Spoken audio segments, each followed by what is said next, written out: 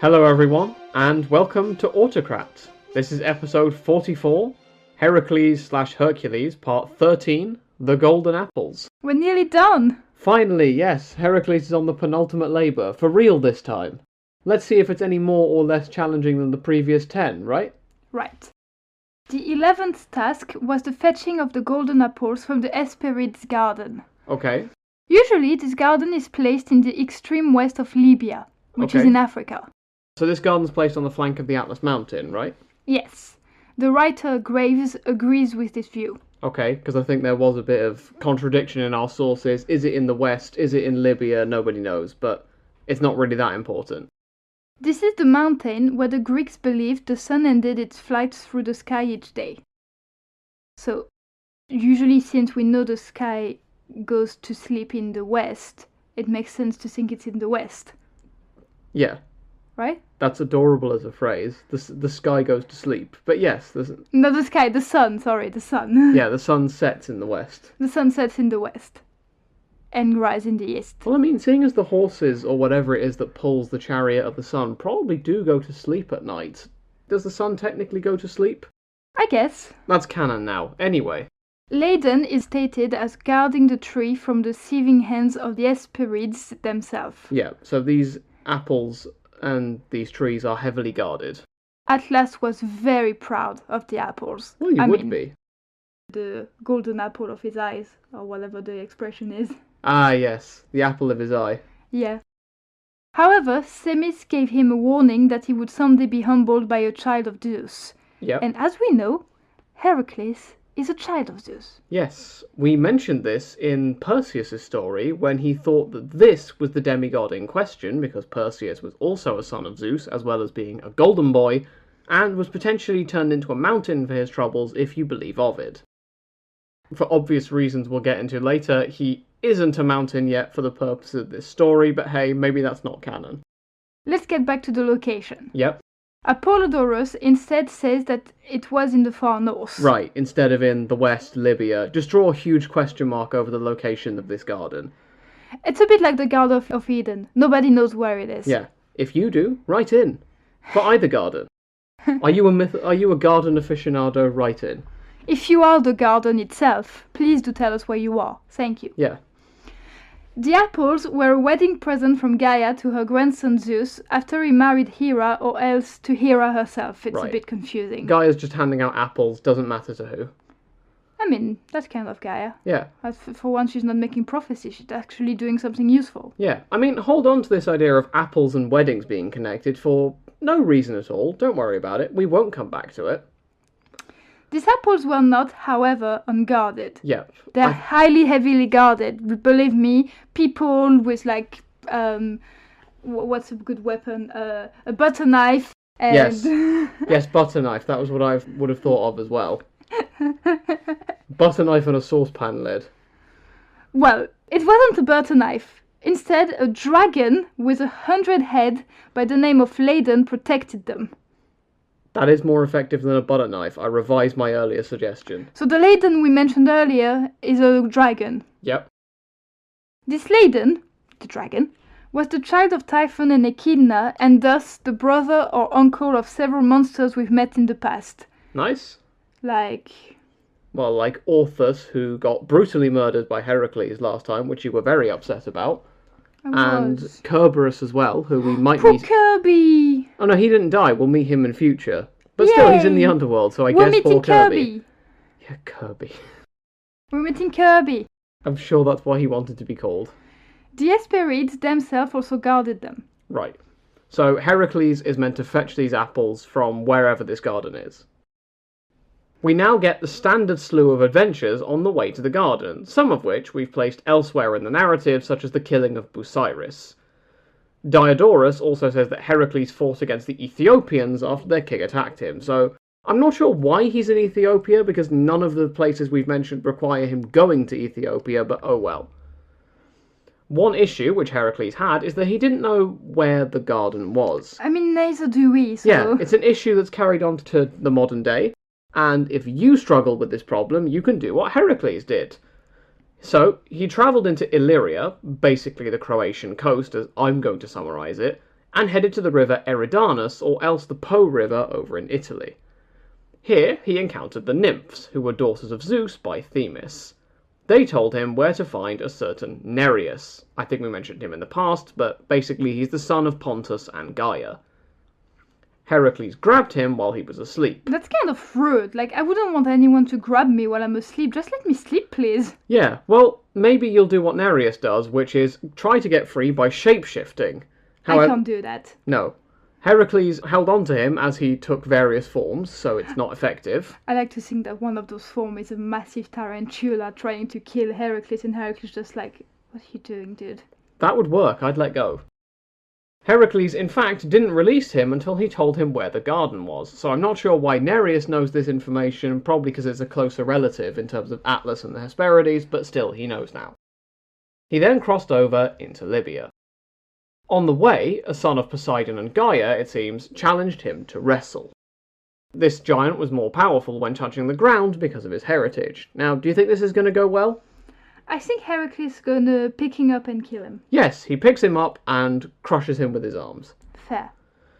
Apollodorus now has the sun giving Heracles transportation again, but this seems a bit repetitive to me.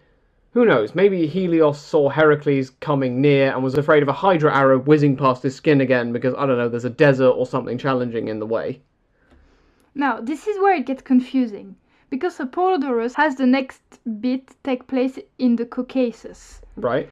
If you believe that the garden is in the north, this makes sense. Yeah. However, it doesn't really track with the idea of the garden being in the west. Yeah, seeing as the Caucasus is the border of Russia with places like Armenia. If it's in Libya or in the Atlantic Ocean, what are you doing?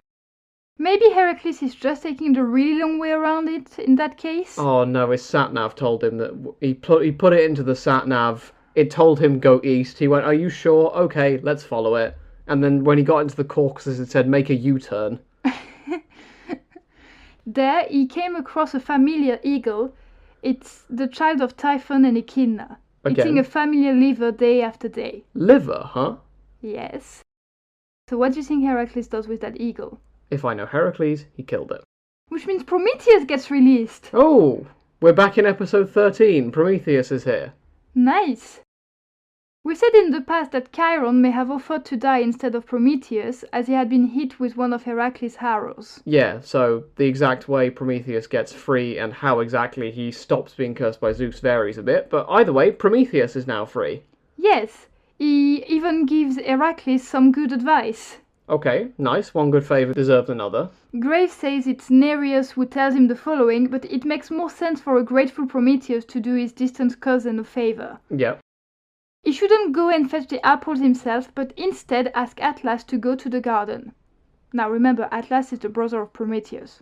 Makes sense. Maybe he thought back to his brother and went, yeah, he's the suggestible type, he'll do what you ask. So Heracles does so. Atlas is the one who carries the world or else the sky on his shoulders, and he accepted in a heartbeat in return for some time off. I mean, yeah, you will need some time off from that. You would.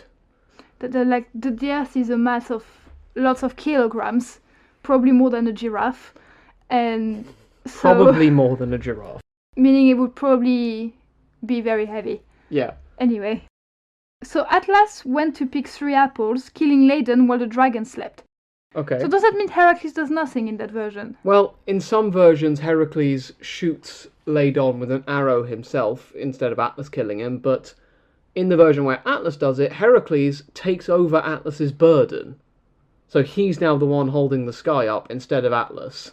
So I wouldn't say nothing. As you've established, he's holding at least a giraffe's mass of stuff. Maybe even 2. Maybe even 2. This isn't a science podcast. Who knows? Yeah, if you want to a science podcast, go listen to another science podcast, like Biopedia. Yeah. Join us on Biopedia. We don't talk about giraffe atmospheres.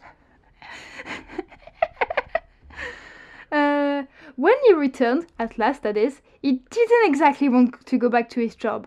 So he offered to take the apples to Eurystheus himself. Now tell me, Eurystheus likes when Heracles does his own task. So does that mean this would be a fail? I think if a giant titan god shows up offering you apples, you don't question how that god got there or whether the task counts. He was getting help from his nephew before, and this is a literal god. Well, Prometheus had told him not to accept an offer like this under any circumstances. Yeah, you can understand why. Atlas will probably not come back. No, he'll never come back. It's at this point that Heracles decided to exploit Atlas' good nature. Right. Heracles pretended to accept. Be like, oh yes, man, yeah, don't worry, bruv. I accept. I'll hold the world a bit more for ya. But he asked Atlas to take his burden back for a moment so he could put some padding on his head. Yeah. Atlas, probably wondering what could possibly go wrong, agreed. Guess what happened? Trickery and shenanigans. Heracles promptly ran off with the apples that he'd put on the ground and never came back. Nice. So Atlas is just staring off to the distance going, are you coming back? This is getting heavy again. Heracles? Hello? Now, as you said, there is an alternative version where Heracles just kills the dragon and gets the apples himself. And I have to admit, it feels more consistent that Heracles isn't crafty, but instead just, kills things. He does like that. On his resume, that is most of his CV. But then again, it's the wily Prometheus advising him. Yeah. When Heracles gave Eurystheus his apples, Eurystheus gave them back to Heracles as a present. That feels a bit pointless. It does, but Then again, he didn't question the fact that he got help from Atlas. Maybe Heracles just didn't mention that Maybe detail. Eurystheus doesn't know. Yeah. He was in a jar then. Yeah. Athena then brought them back to the garden, as it was apparently forbidden that the apples be set down or removed from the nymph. Right. This confirms that Eurystheus is just giving him impossible tasks rather than asking for things at this point. That would feel so unsatisfying if you're Heracles, just watching Athena bring these apples back to exactly where they were. Heracles then casually made a river by stamping his foot after he felt thirsty when getting back. As you do. What's the obvious solution when you feel dehydrated? Create an entire watershed.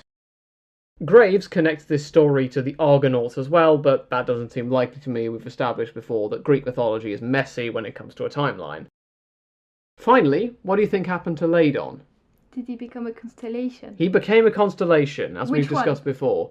I believe it's Draco off the top of my head. I wasn't prepared for that question. You should always be prepared for questions from me. I should always be prepared for that, yeah. Hera was apparently the one to put Ladon in the skies. How nice.